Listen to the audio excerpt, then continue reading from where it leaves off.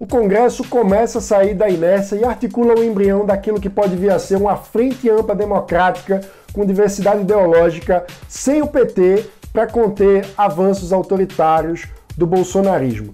Você talvez ainda não tenha ficado sabendo, mas foi obrigado a pagar por anúncios do governo até em sites pornô. No Rio, pessoas morrem na fila de espera dos hospitais enquanto sobram leitos subaproveitados ao mesmo tempo. No Brasil inteiro, passamos das 32.500 mortes por Covid-19 e não podemos banalizar isso. Veja agora no Livros Notícia.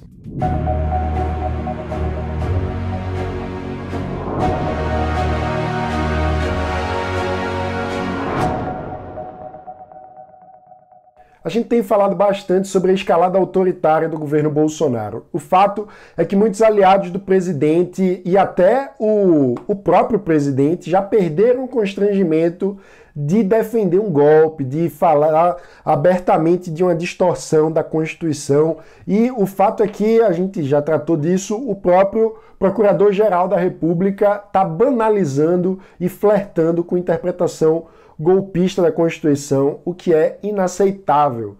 Muito se falou sobre a inércia do Congresso para pôr limites a esses abusos. Pois bem, parece que as coisas finalmente estão começando a mudar em Brasília. Após o lançamento de manifestos da sociedade civil no último fim de semana, pedindo por um gesto de grandeza democrática das diversas lideranças políticas para que sejam capazes de conversar e chegar num mínimo denominador comum em defesa das instituições democráticas para conter os avanços autoritários do bolsonarismo, parece que começa a surgir um embrião daquilo que pode vir a ser essa frente ampla democrática, um grupo muito amplo de deputados no ponto de vista de aspecto ideológico começa a se reunir. A gente está falando aí de um grupo que consegue ter ao mesmo tempo uma pessoa na ponta direita, como a deputada Joyce Hasselmann, ex-líder do governo Bolsonaro,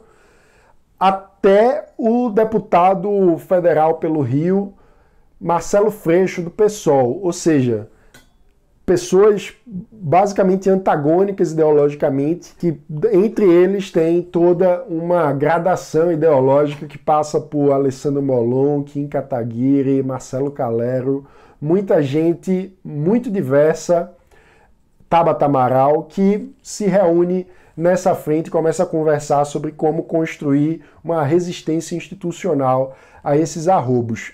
A articulação inclui deputados ligados a diversos movimentos da sociedade civil, como o Acredito, o MBL, o Agora e também a membros associados do Livres, integrantes da Bancada da Liberdade. A gente acredita que o diálogo é fundamental, que o caminho para conter avanços autoritários é através das instituições democráticas, fortalecendo essas instituições, fortalecendo a capacidade da sociedade de encontrar caminhos através do diálogo e, com isso, fortalecer o espírito democrático, criando uma linha que seja clara daquilo que é inaceitável, que não se possa cruzar essa linha. Nos próximos dias, a gente vai continuar acompanhando essa articulação. Um relatório produzido pela CPMI das Fake News encontrou pelo menos 2 milhões de reais em anúncios pagos em sites de conteúdo extremamente duvidoso. Aí a gente está falando de coisas de todo tipo, está falando de site que tem golpe financeiro, de pirâmide, está falando de site de fake news, está falando também de site com conteúdo pornô. Pois é, você foi obrigado a pagar anúncios do governo Bolsonaro até em sites pornô. Isso acontece porque, basicamente, a Secretaria de Comunicação da Presidência da República, que administra esse tipo de anúncio, comprou anúncios pelo AdWords, que é a plataforma de anúncios do Google. E ela funciona de uma forma de distribuir os anúncios através das diversas páginas na internet de uma forma um tanto aleatória. No entanto, quando você faz a programação, quando você compra esses anúncios, você consegue, evidentemente, colocar lá parâmetros daquilo que você quer ou não quer anunciar, justamente para evitar que a sua marca ou o anúncio do seu governo caia em sites que contradizem de alguma forma os seus valores ou que sejam inadequados, como é o caso, claro, de sites de conteúdo pornô. Isso aí vem porque basicamente há um desleixo gigantesco ou incapacidade, né? Mas de toda forma essa história me lembrou as 4 formas de gastar dinheiro que o Milton Friedman dizia, né? Existe, quando a gente gasta o nosso próprio dinheiro com nós mesmos, a gente tem aí um grande incentivo para gastar bem, né? A gente pensa em gastar pouco e comprar o melhor possível, então faz ali a melhor relação custo-benefício. Quando a gente pode comprar para nós mesmos algo que vai ser pago por outra pessoa, aí a gente tende a priorizar a qualidade do produto, não se importar tanto com o preço, já que é outra pessoa que vai pagar. Quando a gente vai comprar algo para alguém que a gente não gosta tanto assim, que não tem tanta proximidade, mas é a gente que vai pagar, tipo um amigo secreto lá da firma ou do pessoal, da família que você pode não gostar tanto, o que é que você faz? Você compra ali aquele presente que não é tão caro, você se preocupa mais em não gastar tanto do que em dar o melhor presente possível, já que não é você que vai usufruir, nem alguém tão próximo a você. E aí existe finalmente a 4ª forma de gastar dinheiro, que é a pior forma de todas, e que é a forma com que o governo gasta o dinheiro, que é quando você gasta o dinheiro de outras pessoas para fazer coisas que interessam a outras pessoas. Você não está nem aí com a destinação daquilo. E aí você não se importa se você vai gastar bem, nem em termos de valor, nem em termos de qualidade. E aí você faz atrocidades e besteiras como essa. Você age com desleixo dessa forma. Como mudar isso? Tem que fechar a torneira, né? Quem gasta dessa forma é porque está com muito dinheiro à disposição. Então, não há dúvida aí que é um espaço importante para a gente cortar gastos públicos, porque somos todos nós que estamos pagando essa conta.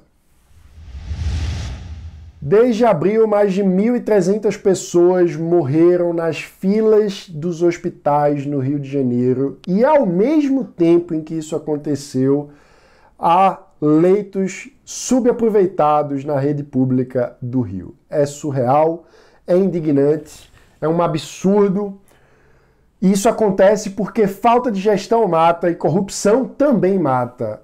Nos hospitais de campanha, a taxa de ocupação atualmente está em apenas 37%. No Hospital Municipal Ronaldo Gazola, há 150 leitos que estão impedidos de funcionar por falta de insumos ou de recursos humanos, de equipe. Equipe que, obviamente, está sendo contratada para os hospitais de campanha que ainda não estão em pleno funcionamento.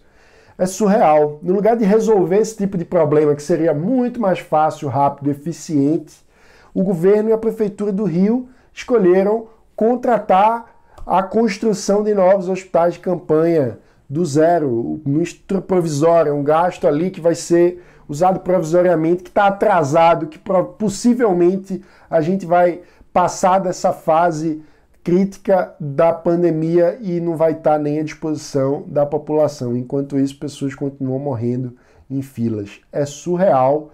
A gente já tratou desse problema aqui em mais detalhes no entrevista com o médico Daniel Sorães, ex-secretário de Saúde do Rio, atualmente pesquisador da Fundação Oswaldo Cruz, um grande especialista em gestão de saúde, que desenvolveu a plataforma do SUS, que identifica, que mapeia em tempo real a situação da ocupação dos hospitais e dos leitos no Rio de Janeiro.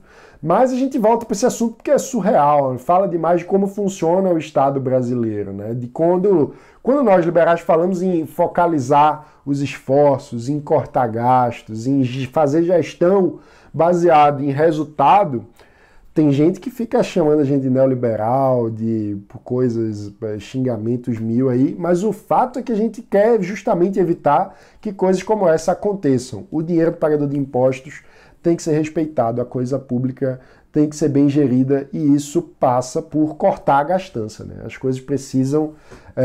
isso passa, sobretudo, por tirar o poder discricionário do político. O político não pode fazer o que quiser com o nosso dinheiro.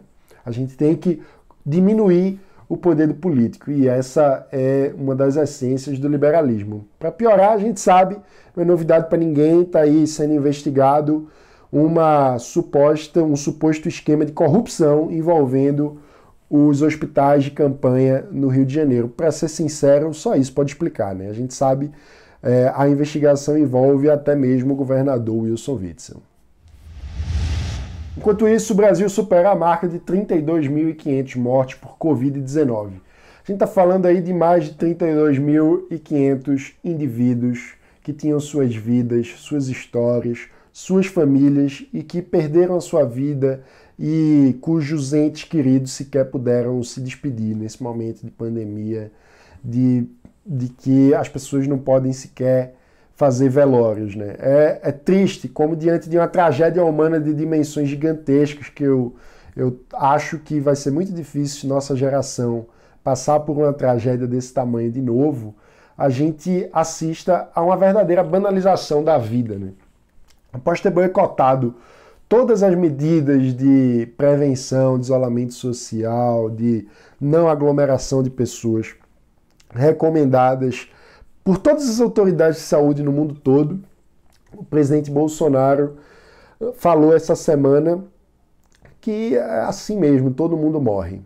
É uma banalização da vida, da tragédia. É curioso porque Bolsonaro, durante a campanha, falava que era um conservador, que estava em defesa da vida, em defesa das famílias, e, no entanto, ele pisoteia moralmente a morte das pessoas. Ele despreza as famílias que estão sofrendo com a perda de entes queridos. É muito triste, é um desdém, e a gente está passando por tudo isso, literalmente, sem o ministro da Saúde. É surreal. A gente não pode banalizar esse absurdo. Se a gente se acostumar com isso, aí é a vitalidade da sociedade civil que vai morrer também.